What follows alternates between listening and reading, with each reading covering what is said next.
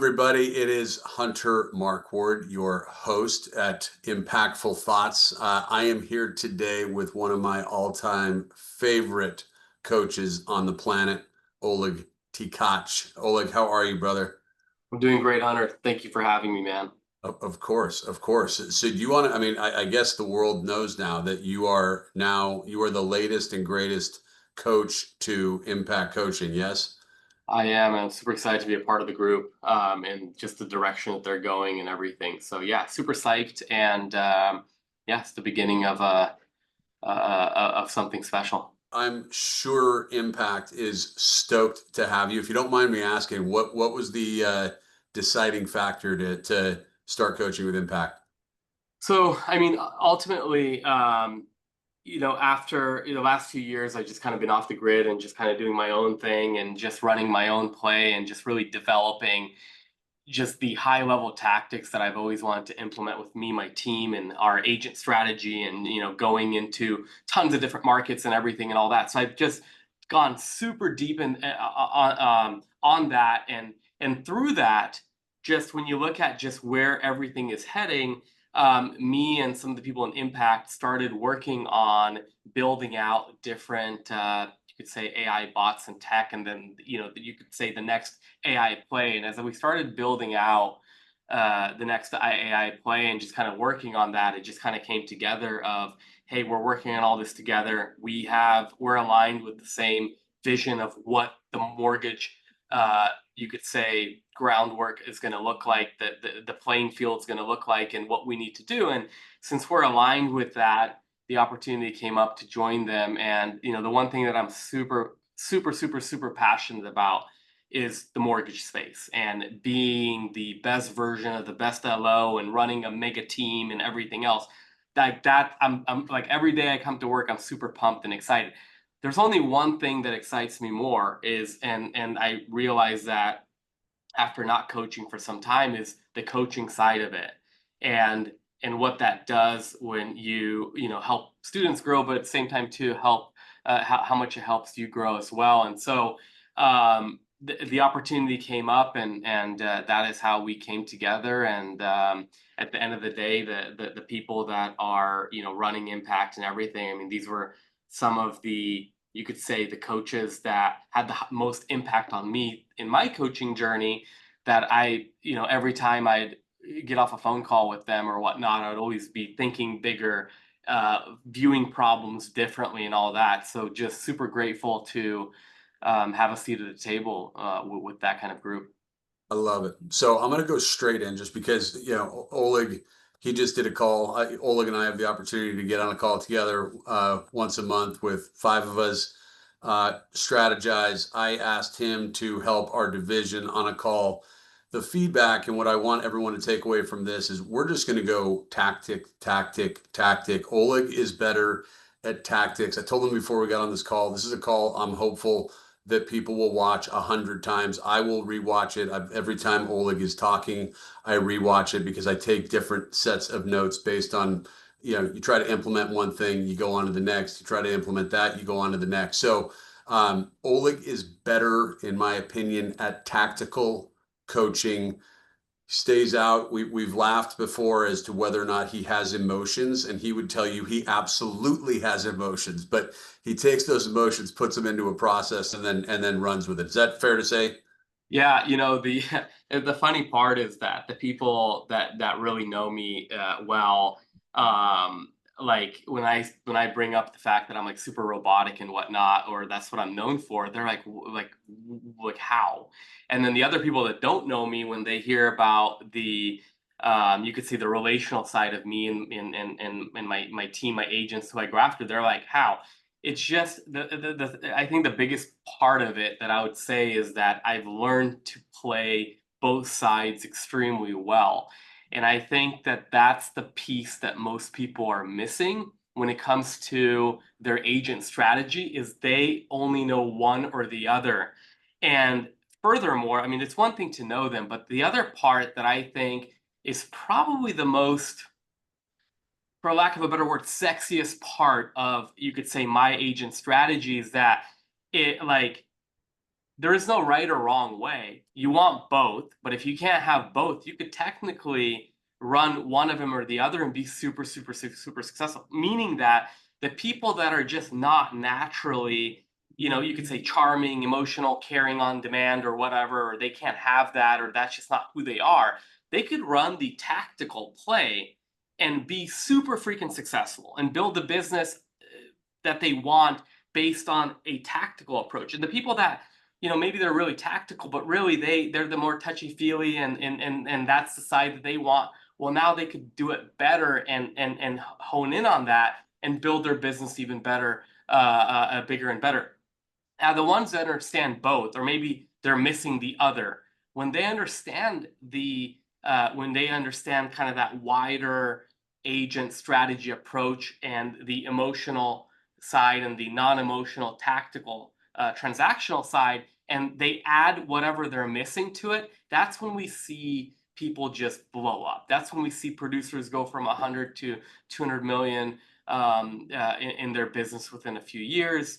That's when we see people have a way higher quality of life too, because they're not, like I always like to say, like, I don't fake friends anyone. Like every agent that I'm in a relationship with, or person that I'm in a relationship with in my life, where it's like we're friends, it's not because it's fake that I'm trying to get a deal out of him. Like there's none of that. It's because it's natural and it happened by the fact that I really liked him. So if you look at all the people that I'm in deeper relationship with, they're all around my age. They're all around. They have the same interests. They all have a kid or two, or three or whatnot. Like we're in the same, you could say, circle. And the ones that I'm not, that I'm extremely tactical with, like it's a very tactical approach to going after them, and it's not fake. It's genuine and it's real. And there's a need that I identified that they have, and I've been able to market to that, and then essentially get the benefits of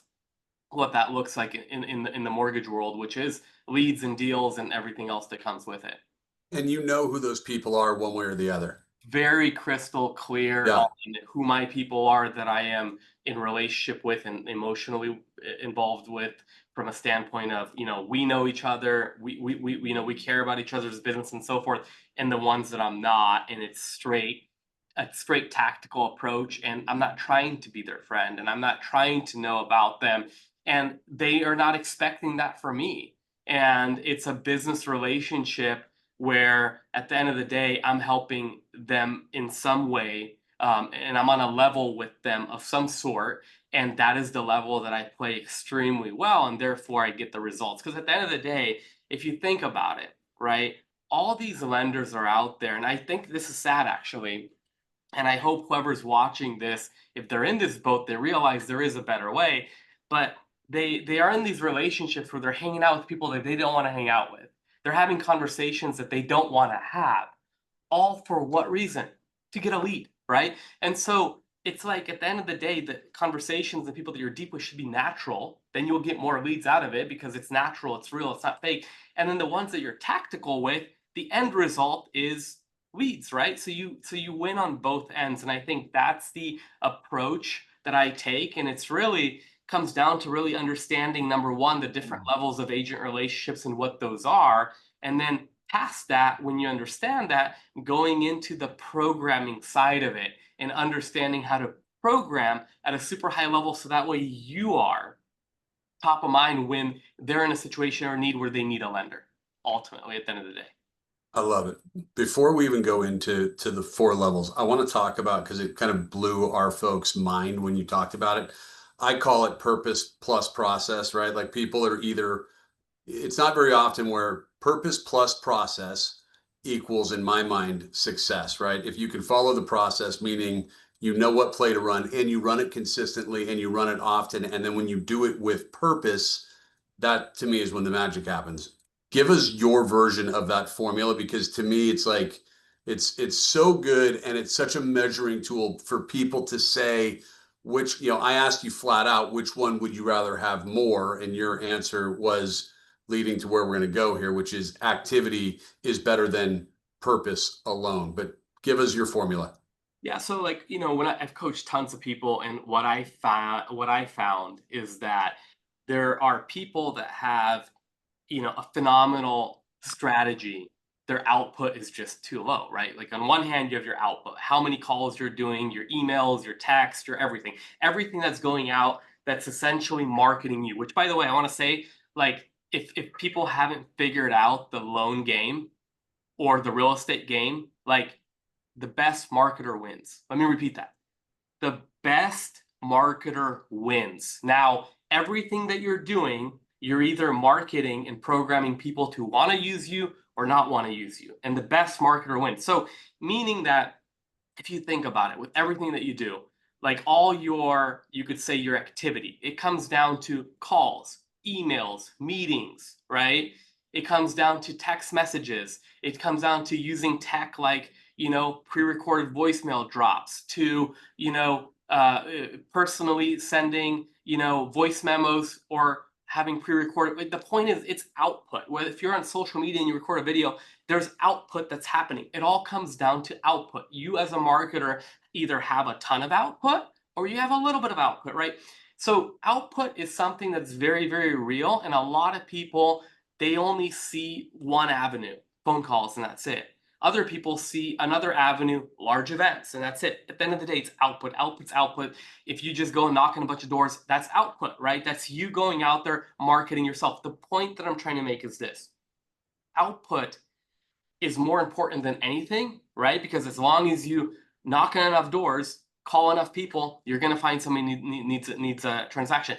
Now, if you take strategy, right? You call it purpose, I call it strategy.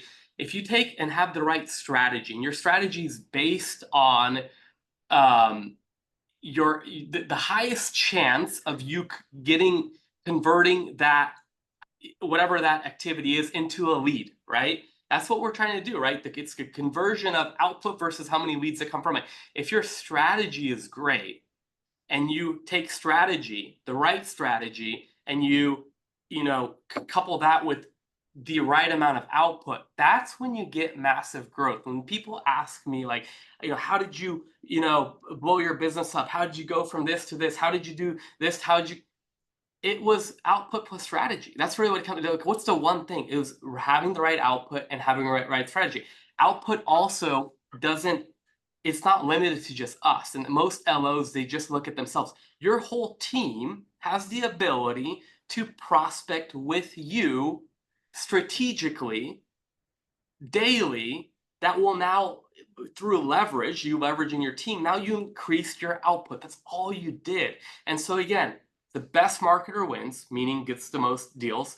And in addition to that, if you take the output and you have the right strategy with the output, that's when you get massive, massive, massive, massive results. Now, the one thing that I was chatting about my team today, and I'm like, why numbers are so important? Because we're all like, talking about leads and deal, and we've been super slammed lately, and we're kind of hitting, you could say, we're back in the 50 club, which is 50 transactions a month. That's been something we've been shooting for some time. When rates shot up in 2022, 23, like everybody felt it. We felt it, and we've been clawing back, like to get back to that 50 club. And so we got to that 50 club, and I told him, I said, you know why numbers matter? Like why it really, really, really matters. Numbers matter because that is if you look at it, that's a reflection of the community saying you're the best option for us. That is them choosing us. Those are the agents that we work with saying you guys are the best. It's proven by the numbers, because if we were the best, we'd close the most units. If we're not closing the most units, we're not the best, clearly, right? That means our marketing strategy isn't the best. That means that our output isn't the best. That means somebody's outproducing us. That means that our team isn't sharp enough. That means we're not going deep enough in our pre-approvals. And we could keep going. But the point is, that is like a direct, like the market has spoken. Either you are winning because you're doing the right thing or you're not, based on the numbers. That's why they're so important. That's why we watch all the numbers, because that is confirmation whether we're doing the right things or not. Plain and simple. I love it. Which one would you say is, you broke it down to us too, just say number of leads versus conversion. Yeah.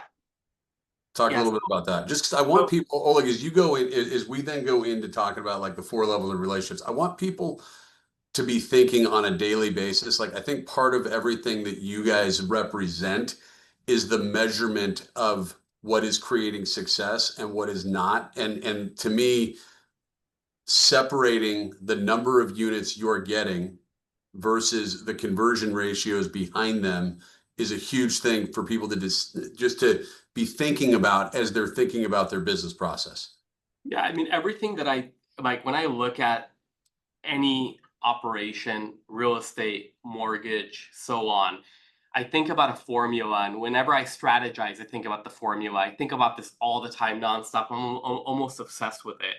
And I came up with it years ago, and it's very, very simply, if you look at any business, it comes down to one formula: number of leads times your conversion percentage, right? If we knew how many leads you get, we knew what percentage you convert at, equals deals closed, right? Let's break it down even simpler. Number of leads, your output, times conversion rate, your effectiveness, right? How effective are you? Equals deals closed, AKA your results. So if you break it down that way, right? I look at it from the general, how many leads are we getting? What are we converting? And here's the results that we could take, which means the strategy is, what are we doing as a team to get all the leads? What does that look like? And you could go so deep into everything that you're doing to get a lead. Then once the lead calls us, what are we doing? What's our list of what are we doing to be more effective for them to use us? And we came up with all the different things that we could do as a team. Not me, we could do as a team. And a lot of times they come up with the better ideas and everything. And so we know if we're always working on getting more leads, always working on converting better, then we're going to have better results. Just as simple as that. I take it even further. I look at things like, if I have 10 realtor meetings, what percentage of them are going to send me a lead? And then I break that down. Well, what does that mean? That means that, how would my meeting have to be for me to get 100% of them to send me leads? So then you look at the meeting, how you talk in that meeting, how you make the meeting about them, why it matters to them. Then after the meeting, how you close at the meeting. Then after that, what kind of marketing are they getting from you? How are you staying in front of them? All that plays a role. And then when you hit that right, where you know how to have a ton of meetings and get a lead from each meeting, now all of a sudden, like within a year or two, your business is completely transformed because you cracked the code. Lots of people go on these meetings with realtors and they just wing it. They show up and they hope it goes good, and they kind of have this elevator speech. And what they don't realize is, kind of like during their elevator speech, like a lot of them, like, even though the person's looking at them, they're gone already, like at that point, right? And they heard the lender say the same thing the last lender said. They're going to close on time, they're going to call their leads, and and they're going to have a great experience, right? Or whatever, right? The point is that that's it, and that's all their strategy is, and that's fine. You're just going to have way more meetings to still get the leads. Now, if you have a bulletproof way of how you're meeting with the agent, how you present to them, how you make it all about them, why it matters to them, then how you program them in that meeting on all the different ways where you could essentially be valuable to them and help them win more. And then past that meeting, you have a follow-up strategy that essentially mirrors that and keeps you in front of them. Now all of a sudden, what percentage are going to give you business? Way freaking more, right? Mhm. And so the thing that I look at, like when I look at realtor strategy, I look at, one is the meeting, but two is post meeting. And then what are we saying? And does it all tie together? Because if it does, that's when it gets really special. That's when you gain the following of agents that you have that want to work with you and your team. And it's not just about you anymore. And it's not just you winging it anymore. It's a strategy that is, tied together from the calls to the meetings to the marketing, and it all ties back down to programming the right way and being somebody that's going to help them win more than the next person, and that's it. How much of that has to do with understanding the four levels of relationships? I think compared to like your strategy on who you're calling, why you're calling, when you're calling, right? Yeah. Like, Yeah. So I think the four levels of agent relationships is kind of like you could say it's the base of everything we're going to talk about, because once you understand the different levels, then you could, like we talked about being the best marketer, you could market better to them. And your marketing could be more effective, which means your conversion from your marketing to a lead goes up, right? In very simple terms. And so I think it's super important to understand it, because that's when you start playing, chess, not checkers. That's when you mhm. start getting better at what you do. That's when it becomes more unemotional and more tactical, but tactical not in a way that you're robotic, but tactical that you're saying what the agent wants to hear. You're marketing to them the proper way of what they need to hear in order to think of you in those moments. That's the difference versus, hey, I'm just here. Hey, we're friends. Hey, we're friends, so you should give me business because we hang out. Like, again, that works to a degree, but the point is that's not, in my opinion, an approach where you could really scale, leverage team, and have a business that if you lose two of your friends, you don't lose 30% of your business, right? Plain and simple. And you're not relying on a smaller group of people to essentially feed your whole team and keep your whole team going. Your market swings like the waves, the crazy waves of our business, they just kind of go like this now. They're not as dramatic where it's going to crash and break and you guys are all going to essentially die, right? Like you're protected. Like you're way more protected, which means then you operate at a better level mentally and emotionally and just strategically. What percentage of lenders do you think are playing checkers versus chess? I think less than 1% are, and I think 99% are playing chess, and I think the ones that are You mean playing chess, checkers? I mean, sorry, checkers, and the ones that are playing checkers, I think that a lot of them don't even realize it because they haven't spent the proper time or they haven't been properly coached to really understand agents and agent strategy on a high level. They just haven't. It's just they haven't under they don't know their target audience good enough. Period. They just don't. They So don't know what they don't know what I was on a call today. I told you, like, I mean, they don't people don't understand like what's in it. Like a realtor is thinking what's in it for them, right? And if you're not, this is what you're talking about. Playing chess is you understanding what they think is in it for them and being able to deliver that to them. Playing checkers is you're just going through your PowerPoint presentation, hoping something sticks based on what you say without understanding anything about what they need. Fair? yeah, I mean you're basically running I mean you don't value strategy. You're not changing your tactics. You just want to be at the right place at the right time. And I think that again, you could only be so many places at once, therefore that strategy really is ineffective from a marketing standpoint. So yeah, absolutely. Yeah. Um, don't jump into the four levels.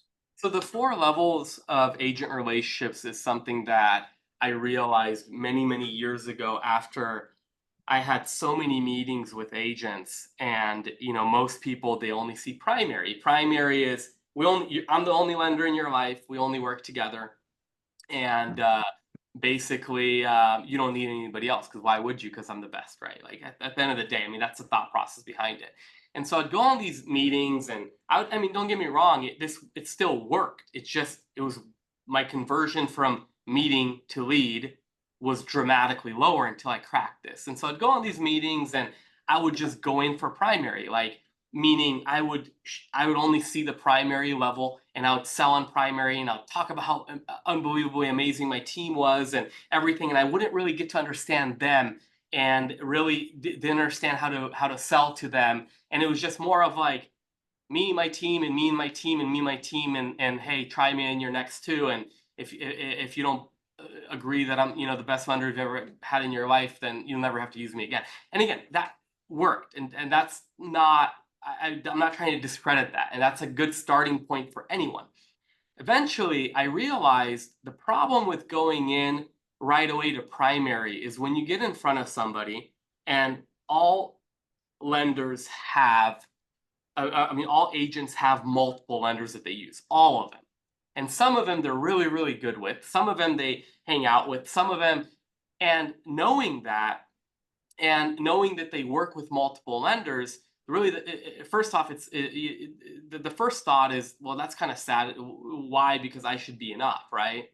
But the opportunity in that is, in reality, anybody's agents, you could be one of their lenders. Like at the end of the day, like Hunter, there's no agents that you have that I can't get in on a one of the different levels. Right now, I'm not going to earn primary right away. And again, the trap is if you go in for primary right away, you're probably going to scare them off, and you're going to, they're going to be gone. But if I go in with one of the other three levels, now all of a sudden, all that matters is they're thinking about me, and they like, to me, at the end of an agent meeting, as long as I am on a level with them, what I've done is I've earned the right to call on them. And if I've earned the right to call on them, now I know I'm going to outmarket you, right? Now I know I'm going to, if I want to, right? It's depending on the agent. And some I just, don't care for, but you get where I'm getting at, right? Yep. So the point is that I realized now when I'm in front of, let's say, a new agent, I know they have a primary. I'm going to acknowledge that primary, give them all the credit in the world, and I'm going to say, hey, I'm not trying to replace your primary. Here's where I could be, your lender. Let me be this lender for you, right? And the approach is, it's almost like the Trojan horse approach, where you get in. Now that you're in, now all of a sudden, now it's up to you to outperform the other person, right? Because you're in. So once I realized that and it hit me, then all of a sudden, in every meeting, I went for the opposite of primary. I wasn't afraid of them saying, I already have a lender, and that's my sister, right? I didn't care for that because it didn't matter. I assumed they had two primary lenders, and I went for the other three levels. And I realized once I cracked this, and I'll share the levels here in a second, but once I cracked this, what I realized when I looked at all my primary agent relationships, I actually never started primary with them. I got on a different level. I just wasn't aware. And I earned primary. And that's the thing, is that I think that most lenders don't realize. You earn primary through doing one of the other three on a super high level. Okay. So let me tell you what they are. Number one is primary. Look, I'm gonna take one. I'm gonna interrupt you just for 1 second, just because I just want your thoughts on this as two people that do a decent amount of volume. How many people do you think are watching this right now thinking, no, my primaries are my primaries. They don't have anybody else. Now that you could see everybody's numbers, like you could see agents and who they close loans and everything else, I would say this.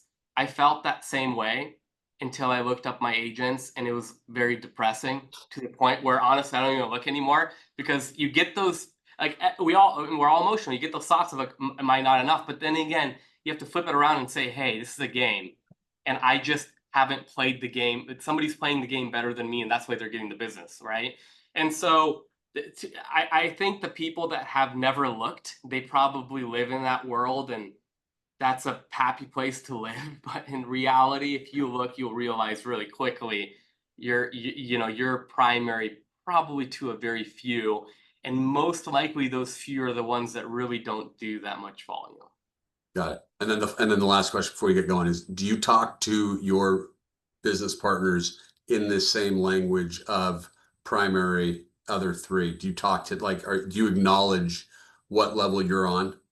Well, I don't tell them, but when I communicate with them, I will communicate the way I would communicate with a business relationship differently than the other two, or primary. Yeah, for sure. Okay. Okay. Yeah. Cool. Sorry. Anyway, so number two is the business level. Business level is that you're doing something together that generates business. This could be that you taught them the greatness tracker, and you're helping and coaching them on prospecting and helping and holding them accountable, right? This could be you guys are doing open houses together. That's you guys are doing something business wise that is causing you to generate leads. This could be you buying Zillow or online leads together with them, which again, I'm not for, I'm just stating that could be that. This could be you and them farming together, you and them doing social media videos together. The point is you're doing something that's generating business, and that is the business level. Okay. Number three is the backup level. The backup level is the level where you and them, you're the person that saves their deals. Like that's the most common backup lender. Deal goes sideways, you're saving it. You're the first person they think of. You're obviously the mortgage pro, and you've programmed them that you're the pro, and that's why they reach out to you. Now, I take it further from backup to second opinion lender, and I go into strategies around, hey, if you ever run into a client that, let's just say they are pre-approved for 500, but they really need 550, and 550 is the difference between them buying a home or not. Like, let us be that second opinion lender to you. That's what we do for a ton of agents, and on average, we're able to get somebody between $40,000 and $70,000 more than the other lender. And so, next time you run into that, let us be that lender for you. That is that is the backup second opinion lender. You could take that further and say, you ever run into clients that don't payment options. They don't like their payment, and they want a second opinion on that. Down payment options, different loan products. They're a first-time home buyer, maybe additional down payment assistance programs they qualify for. The point is that second opinion backup position isn't just save their deal when it goes sideways and it's dead 2 days before closing. It's everything else that comes with it. In addition to being a backup when their lender isn't available. Like think about weekend coverage, right? Like we have people that work the weekends. And so when their lender isn't available, who's the backup? Well, a lot of agents know certain lenders don't work weekends. So all of a sudden you're now the weekend lender to a bunch of different agents. What happens over a long period of time? You slowly earn primary, right?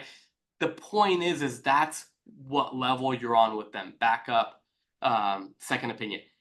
The fourth level of agent relationship is what I call the program level. They know you based on a product or program that you do better than anyone else. They view you maybe as the self-employed expert. Like you have the top self-employed products. You work with tons of self-employed people. You know self-employed better than anybody else. Maybe you go into the the non-QM products, bank statement products, all that. Like you've established yourself as that pro. It could be you're the condo expert. It could be you're the VA expert, and you're everything about VA loans. Some of the most successful lenders out there, they position themselves as being phenomenal VA lenders, and they're so passionate how they talk about VA and everything else that the person walks away from the meeting, they're like, oh my gosh, wow, like that person's really sharp. I really like them. Every time I get a vet, I'm gonna send them there because my guy Hunter at Bank of America, he's great and his rates are great, but he really doesn't understand VA. And this sounds like this is my VA guy. That's the whole point of program. The whole point of the program lender is you've established yourself in some sort of a niche where you are that expert and they know you as that expert. I always tell people, don't try to be the expert at everything. Like pick one or two things. Like personally, me, I love self-employed borrowers, so I go deep on that side of it. I also love investors, so I go deep into the whole investor DSCR, pulling cash out less 6 months, and to the point where they're like, okay, well, gosh, next time I have an investor, like that's where I'm sending them. And so anyway, that is what the fourth level is. And so Do you view one, just for my own mindset, is one like primary is primary, but then are two, three, and four more important or less important than I always thought like when you went through this that four was less important than three, but it's not at really all. not. No. So primaries earn by doing one of the other three extremely well. So if I'm in a meeting with you, Hunter, depending on how our conversation goes, I'm deciding, am I going to sell a business level with you? I'm deciding, am I going to go backup lender to you? Or if I'm deciding if I'm going to go program lender to you. And based on the way the conversation goes, I'm going straight at that. And the whole idea behind that meeting is that they walk away saying, you know what? That person's super smart. They're passionate. They have great energy. They know their stuff. They're on it. Like next time I have this scenario, that's going to be my person. Like that's what I want to happen. Not somebody there that's like, oh my gosh.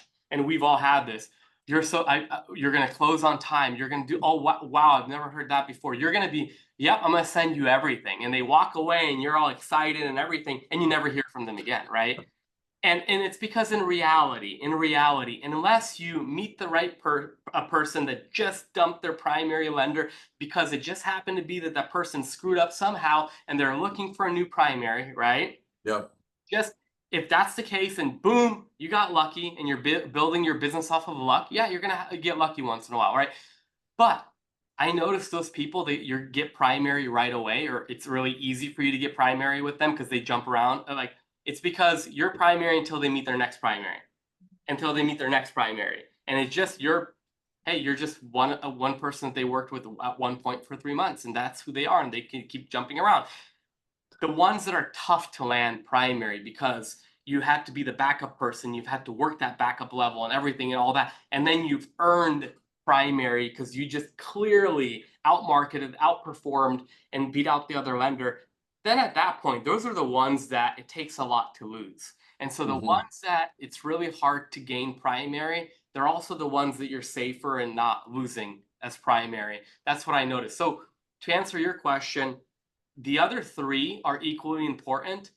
I choose depending on the agent what I want to go to. If I meet somebody, let's say they're at the beginning stages of their career and they're like, I'm going to do whatever it takes to get to X amount of volume on the realtor side, I'm going business level talking about greatness trackers and coaching them and bringing them to my masterminds and teaching them how to get business.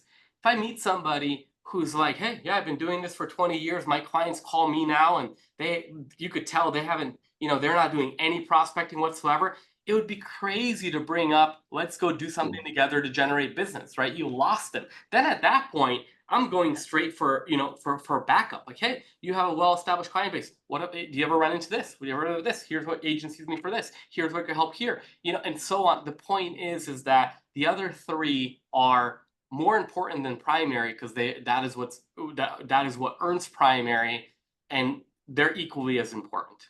It's the gateway, right? I mean, it's like Okay. that's where you start. Is you start on two, three, or four. You never start on, literally, you don't start on number one ever unless it's a realtor that doesn't do any business. Correct. I mean, and another reason why you don't start at number one is because 95% of them have a primary lender, and when you come in and you're trying to take that spot, if they like that lender in any which way, then they kind of feel attacked, and then they Yeah. get defensive, and then they feel guilty and bad and all that. Versus when you come in with that approach of like, hey, I'm not trying to replace Hunter. Hunter is the most amazing. This is this. He has phenomenal rates. He's with B of A. He's great, but you're running into this scenario, this scenario, this scenario. Here's where I can help you. Like, that's what I play off of, and freaking Hunter is the best, right? Like, that's where then it's all like, hey, you know what? Hunter is my lender, and Oleg, I'm gonna definitely use him. And now all of a sudden, I've got permission to call on them. So then when I call, they pick up my phone calls. Then when I market them, they look at the marketing. And then when I do everything else, they're there. Then when I invite them to events, they're open to coming. And the point is, now all of a sudden, over time, I'm going to outmarket you, right? That's the idea. Is I'm going to outmarket the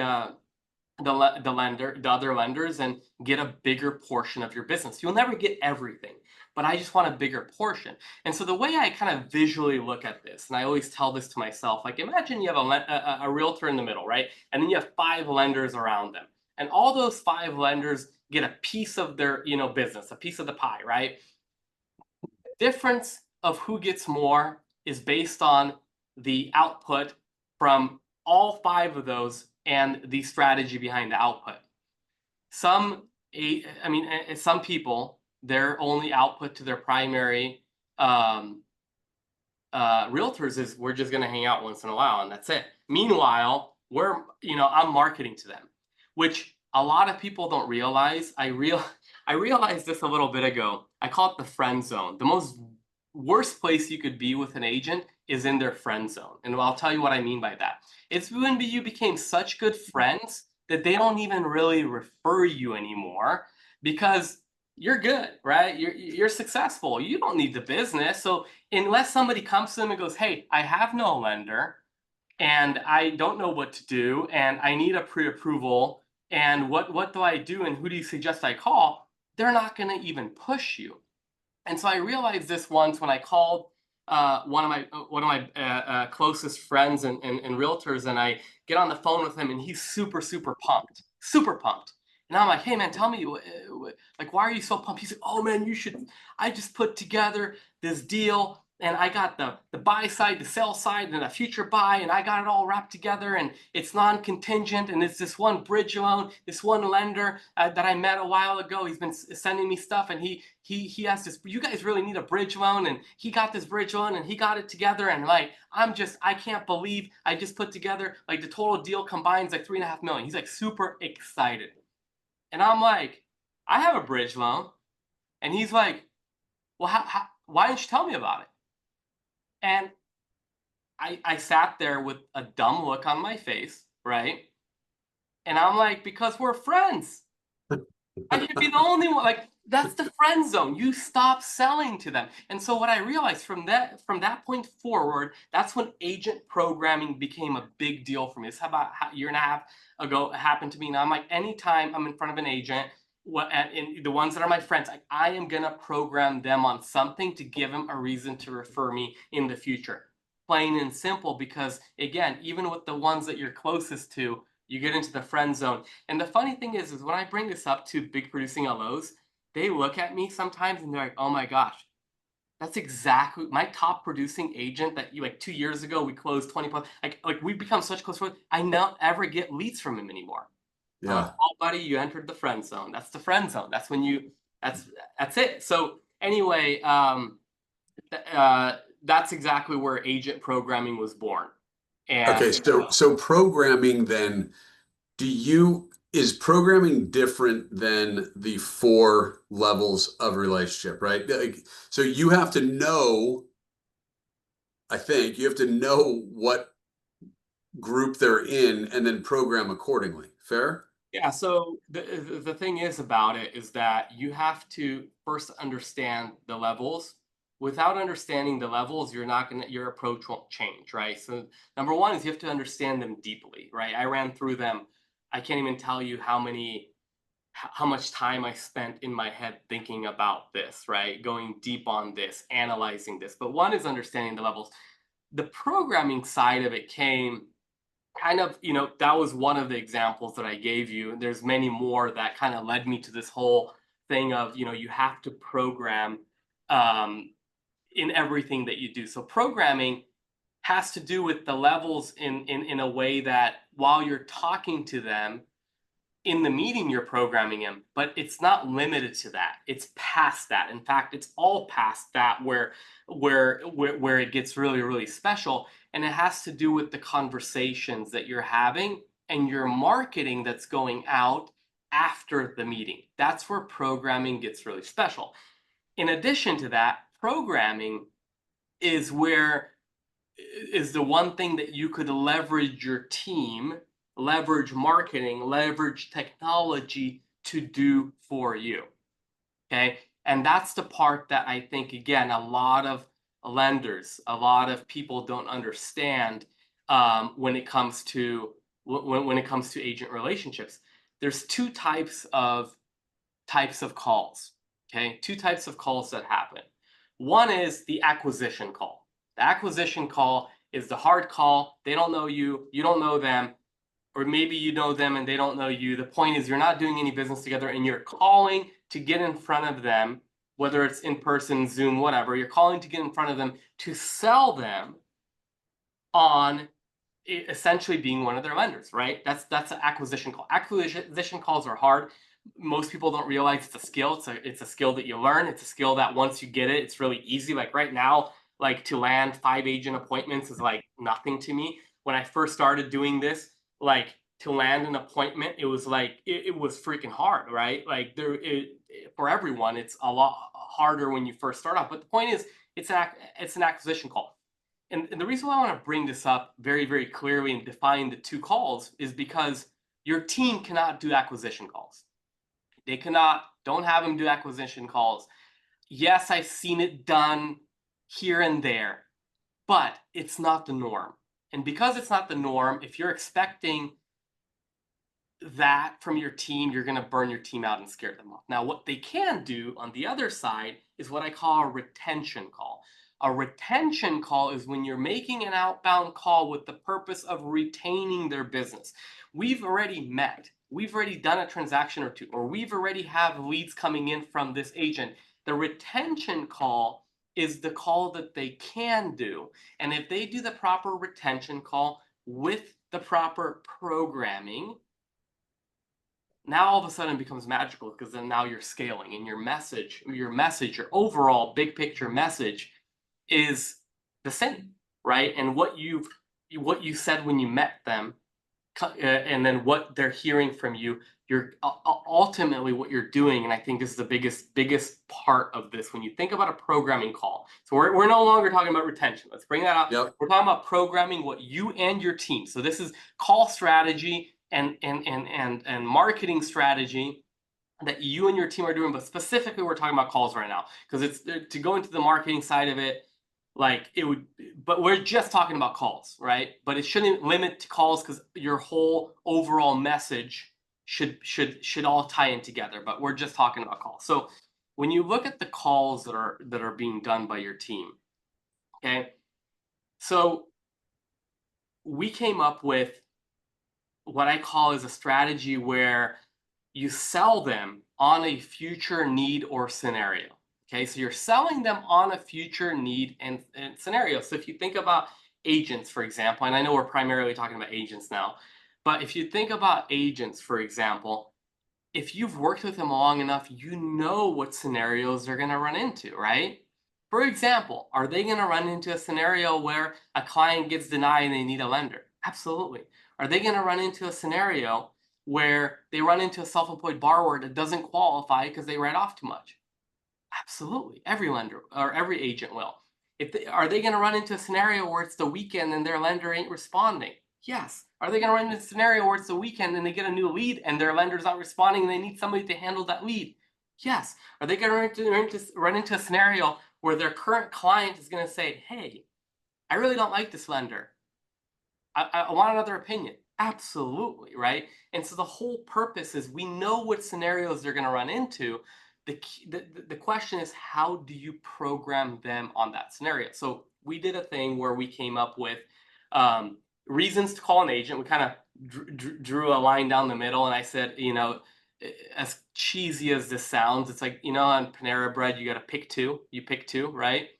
It's like the pick two. You pick the reason to call, and you pick what you're going to program. And so you call with a strategy. So it's not like, hey, team, call agents. What are we talking about? It doesn't matter.